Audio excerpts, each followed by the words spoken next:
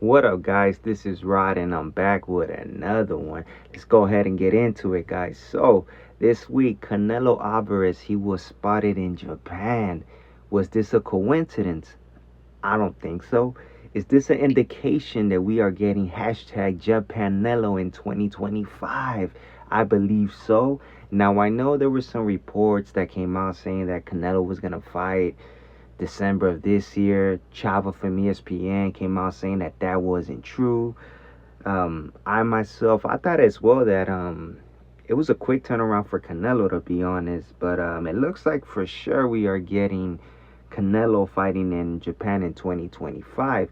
Now, a thing that was interesting was a tweet from Bob Arum.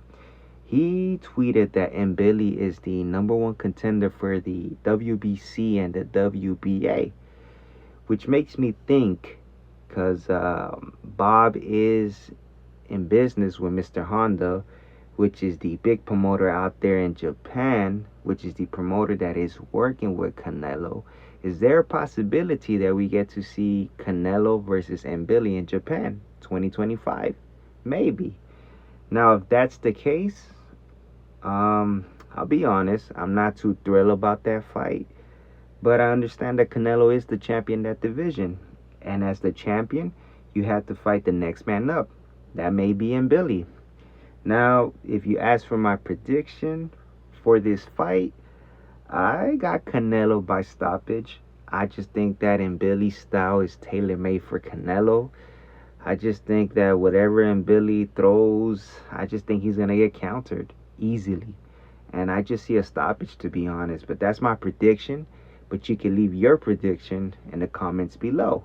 In other news, guys, this week was also the press conference for one of the Riyadh season cards, Latino Night, which is hosted by Golden Boy.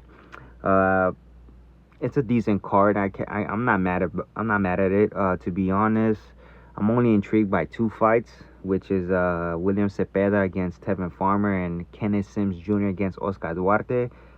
I could care less for Zurdo against Chris Billum Smith. I definitely don't care for Jose Ramirez against Arnold Barboza.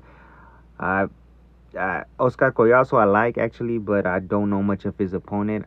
I think he's a. I'm not too familiar, but I think he's coming off a knockout. So let's see, maybe that might be a decent fight, but I'm not really sure. But I'm gonna give you guys my breakdown on the two fights that I really look forward on the card, which is Cepeda against Farmer, which is Sims Jr. against Duarte. Now for the Cepeda and Farmer, I do believe that Farmer tries to outbox Cepeda, but I believe Cepeda's pressure and just the punches that he throws to the body, I think that slows down Tevin, and honestly, I think Cepeda stops him in the late rounds. So I got Cepeda by stoppage in the late rounds. Now, Sims Jr. against Duarte, for me, that's my that fight really intrigues me. I think that fight might be fight of the night.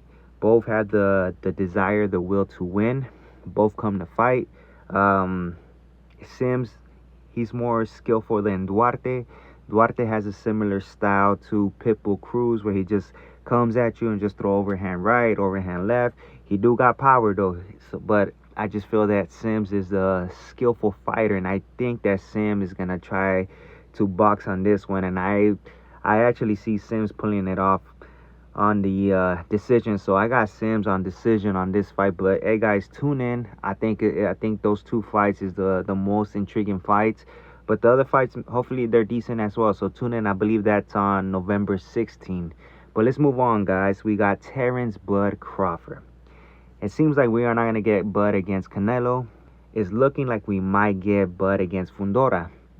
I'll be honest. I actually like that fight. I gotta give credit to Fundora. You know, that's a second tough opponent that he will be facing. Don't forget that he was the late replacement when Thurman got injured, so he stepped in to fight Zoo. Uh, like I said before, if it wasn't for that cut, I think Zoo would have stopped him. So, yeah, it is what it is on that one. But if that fight between Bud and Fundora gets made, I like that fight. And I'll be honest, I actually got Bud stopping Fundora as well. Uh, and then not only that, guys, I think this might be the quickest road to undisputed for Bud at 154. I mean, Bud is the WBA, Fundora has the WBO and the WBC. Now, I know the fight is for the WBO, but I wouldn't be surprised if Mauricio happens to put the WBC online. Um, Listen, Big Turk, all he got to do is come, drop the bag, make a little contributions to his organization, and believe me, that title will be on the line. So, yeah, man, hopefully that fight gets made.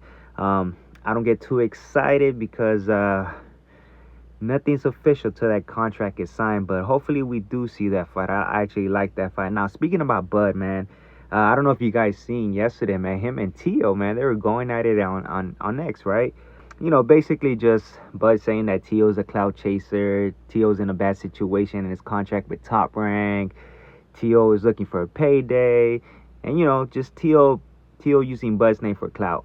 I myself, I'll be honest, I agree with Bud on this one. I do believe that Tio says things just to, you know, get publicity for him, right? Me personally, I don't believe that Tio wants to fight with Bud, especially his last two fights. I mean, I had him losing against Ortiz. He didn't look good with Claggett.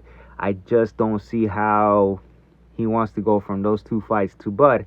If anything, like, he didn't even try to make a fight with Brian Norman Jr. So, me personally, I don't believe Tio. I think this is a plan that he's been doing for quite some time, just coming out and saying some crazy shit to get everyone talking about it, right?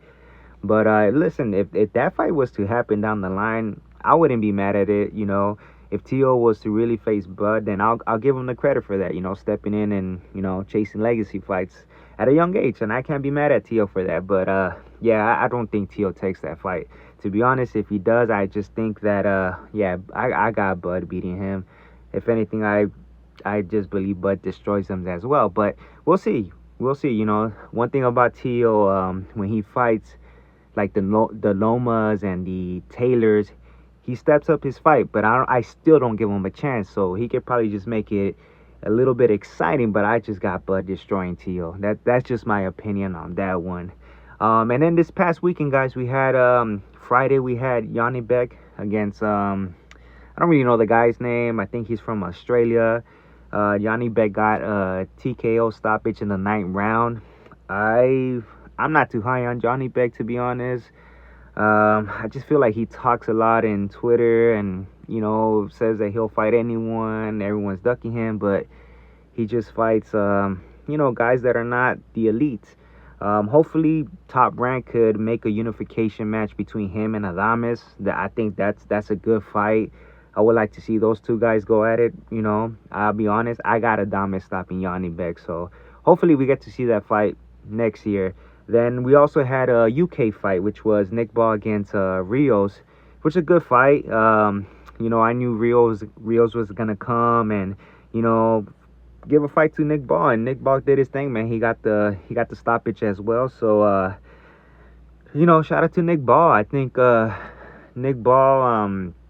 I think Cool Boy Steph is his mandatory challenger or number one contender. I'm not quite sure. So that fight gets made. Hey, that's a good-ass fight. I wouldn't mind seeing that fight between Nick Ball and Cool Boy Steph. But listen, guys, this is all I have for this week. Don't forget, this weekend it is Bibble against Bertabeef for the undisputed title at 175.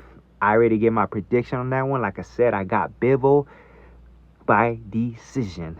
And I know a lot of people will be like, what? You're crazy. My man Bibble, he's going to come and do his thing. I'm telling y'all, Bibble's going to do his thing. But guys, please hit the like, share, subscribe, leave your comments. I appreciate it. Everyone stay safe and y'all stay blessed. Peace.